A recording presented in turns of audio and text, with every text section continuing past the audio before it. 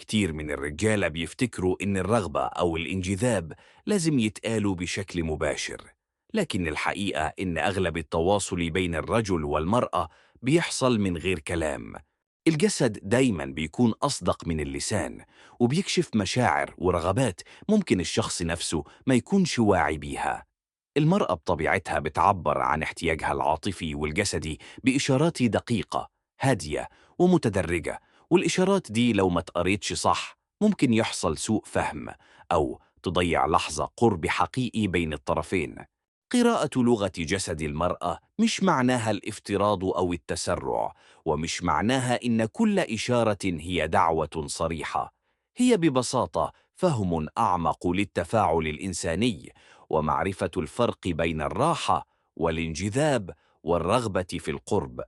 لما الرجل يبقى واعي بالإشارات دي بيقدر يتصرف بهدوء وثقة، من غير ضغط ومن غير إحراج ومن غير ما يتجاوز حدود الطرف التاني.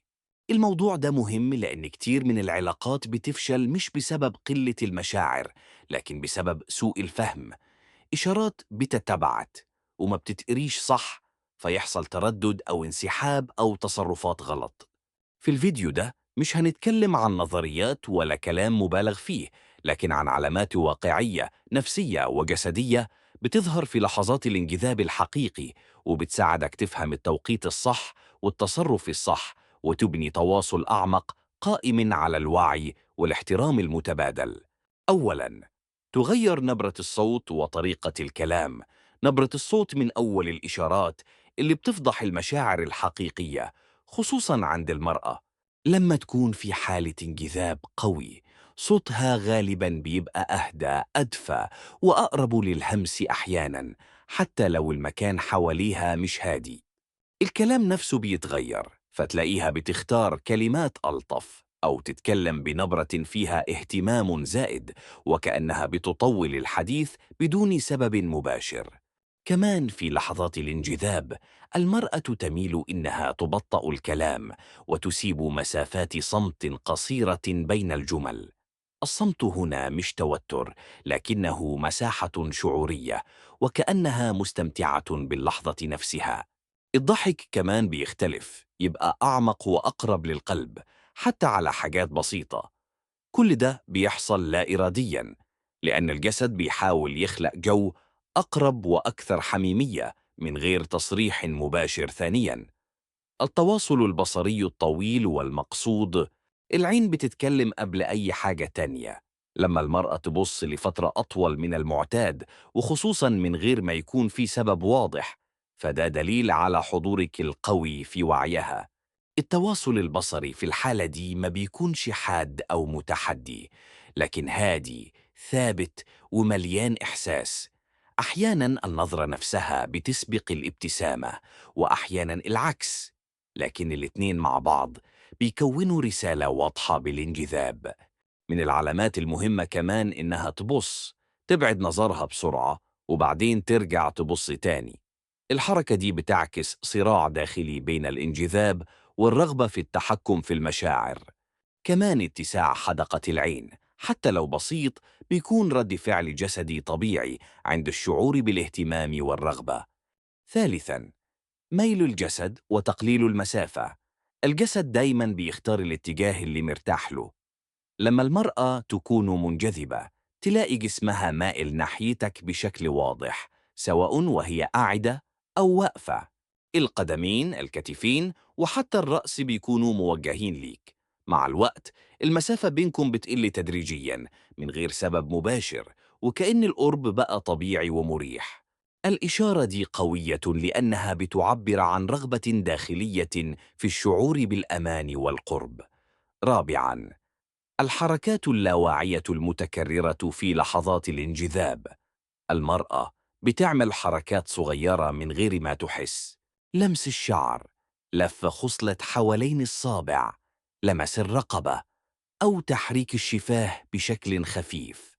الحركات دي مش مقصودة، لكنها انعكاس لحالة داخلية فيها توتر لطيف وانجذاب. كل ما الحركات دي تكون طبيعية ومتكررة، كل ما كانت الإشارة أقوى. خامساً، اللمس الخفيف وغير المباشر. اللمس بيبدأ دايما بشكل بسيط، لمسة سريعة على الذراع، اقتراب أثناء الضحك، أو احتكاك خفيف وكأنه حصل بالصدفة. اللمسات دي بتختبر إحساس الأمان ورد الفعل، ولو ما قابلهاش رفض أو توتر بتتكرر. اللمس هنا مش هدفه شيء مباشر، لكنه تأكيد على الراحة والرغبة في القرب. سادساً، التغيرات الجسدية الطبيعية. الجسم بيتفاعل تلقائياً مع الانجذاب، تنفس أعمق، حركات أبطأ، واسترخاء عام في الكتفين والرقبة. أحياناً تلاحظ إنها بتاخد نفس طويل قبل ما تتكلم، أو بتسكت لحظة وكأنها مستغرقة في الإحساس. الإشارات دي لا إرادية، وبتدل على تأثر عاطفي وجسدي في نفس الوقت. سابعاً، التركيز والانتباه الكامل.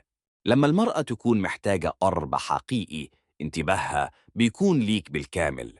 تسيب الموبايل، تبص عليك وانت بتتكلم، وتفتكر تفاصيل صغيرة قلتها قبل كده. الأسئلة بتبقى أعمق مش سطحية، وكأنها بتحاول تفهمك أكتر. الاهتمام ده علامة قوية على الانجذاب والرغبة في تواصل أعمق. ثامناً، الهدوء والارتياح النفسي. كتير من الناس بتربط الانجذاب بالتوتر أو العصبية، لكن الحقيقة إن أقوى وأصدق علامة على الرغبة في القرب هي الهدوء. لما المرأة تكون منجذبة فعلا وحاسة بالأمان، جسدها بيدخل في حالة استرخاء واضحة، الكتفين بينزلوا، الرقبة تبقى مرتاحة، والحركات تبقى ناعمة وبطيئة من غير اندفاع أو توتر زائد. الهدوء هنا معناه إن الجهاز العصبي نفسه حاسس بالأمان، مفيش دفاع، مفيش قلق، ومفيش محاولة لإثبات حاجة. الابتسامة بتبقى خفيفة وطبيعية، مش مصطنعة، والنظرات بتكون مستقرة ومليانة طمأنينة. حتى الصمت في اللحظة دي بيكون مريح مش محرج، وكأن وجودك لوحده كفاية. من العلامات المهمة كمان إن المرأة في الحالة دي ما بتحاولش تسيطر على تصرفاتها، تضحك على راحتها، تسكت من غير خوف، وتتكلم من غير تكلف. ده دليل إن عقلها مش مشغول بالحذر أو الحسابات، لكن بالحضور في اللحظة نفسها. الارتياح النفسي ده هو الأرضية اللي بتبني عليها أي رغبة حقيقية في القرب. 9. الانفتاح الجسدي وغياب الإشارات الدفاعية. عندما تصل المرأة لمرحلة انجذاب حقيقي، الجسد بيتخلى عن وضعيات الحذر. الذراعان غير متشابكتين، الكتفين مفتوحين، والجلوس أو الوقوف بيكون في وضعية مريحة ومواجهة. غياب الإشارات الدفاعية زي الرجوع للخلف، تصلب الرقبة، أو الانشغال بحاجز مادي بينكم دليل واضح على شعورها بالأمان والرغبة في القرب. الانفتاح الجسدي هنا رسالة صامتة بتقول إن المساحة بينكم مرحب بها نفسيا قبل أي شيء. 10. التناسق والتقليد اللاواعي للحركات. التناسق السلوكي من أدق وأصدق إشارات الانجذاب، لأنه بيحصل من غير وعي ومن غير نية مسبقة. لما المرأة تكون منجذبة فعلا، عقلها الباطن بيحاول يخلق حالة انسجام كاملة مع الشخص اللي قدامها، فيبدأ الجسد يقلد تلقائيا. التقليد هنا مش تمثيل ولا مجاملة، لكنه استجابة عصبية طبيعية للشعور بالارتباط. التناسق ممكن يظهر في حاجات بسيطة جدا: طريقة الجلوس، إيقاع الكلام، نبرة الصوت، وحتى سرعة التنفس. لو ملت بجسمك للأمام وبعد ثواني تلاقيها عملت نفس الحركة، لو ضحكت بهدوء تلاقي ضحكتها بنفس الإيقاع. التوافق ده بيخلق إحساس داخلي بالراحة، وكأن في لغة مشتركة بتتقال من غير كلمات. الأهم إن التقليد اللاواعي غالباً بيظهر بعد فترة من التفاعل، مش من أول دقيقة.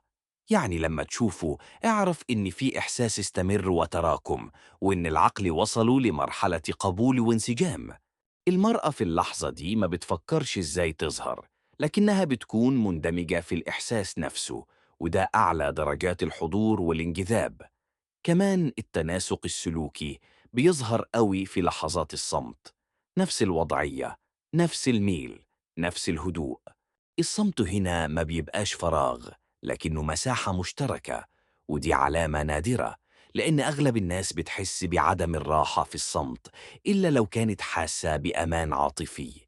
الخلاصة إن التقليد اللاواعي هو توقيع الجسد على الانسجام. لما تلاحظه، أعرف إن في اتصال حقيقي حاصل، وإن الانجذاب وصل لمرحلة عميقة أساسها الارتياح والثقة، مش الاستعراض أو التوتر. في النهاية، قراءة لغة جسد المرأة مش مهارة سحرية ولا وسيلة للسيطرة أو الافتراض، لكنها مستوى أعلى من الوعي. كل إشارة اتكلمنا عنها، من نبرة الصوت لحد التناسق اللاواعي، ما ينفعش تتفهم لوحدها أو تتاخد كدليل قاطع. لغة الجسد دايما بتشتغل كنظام متكامل، وكل ما الإشارات تتكرر وتنسجم مع بعضها، كل ما المعنى يبقى أوضح وأصدق. الأهم من فهم الإشارات هو طريقة التعامل معها. الانجذاب الحقيقي ما بيحتاجش استعجال ولا ضغط ولا اختبارات.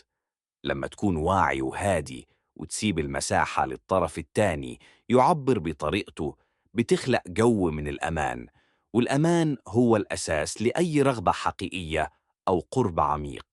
أي إحساس بالراحة أو الانفتاح بيختفي فوراً مع الضغط أو التفسير المتسرع. كمان لازم نفهم إن كل امرأة مختلفة، لكن الجسد الإنساني واحد في ردود أفعاله الأساسية. الراحة، الهدوء، الانسجام والانفتاح دي علامات عالمية، لكنها بتظهر بدرجات مختلفة حسب الشخصية والتجربة. عشان كده الاحترام والإنصات أهم من أي علامة جسدية. الخلاصة إن أقوى علامة على الانجذاب مش حركة معينة ولا نظرة محددة، لكن إحساس عام إن كل حاجة ماشية بسلاسة، مفيش مقاومة، مفيش توتر، ومفيش حاجة محتاجة تفسير مبالغ فيه. لما تحس إن اللحظة طبيعية، هادية، ومريحة للطرفين، اعرف إنك بتقرأ لغة الجسد صح، وإنك في مساحة تواصل صحي وناضج.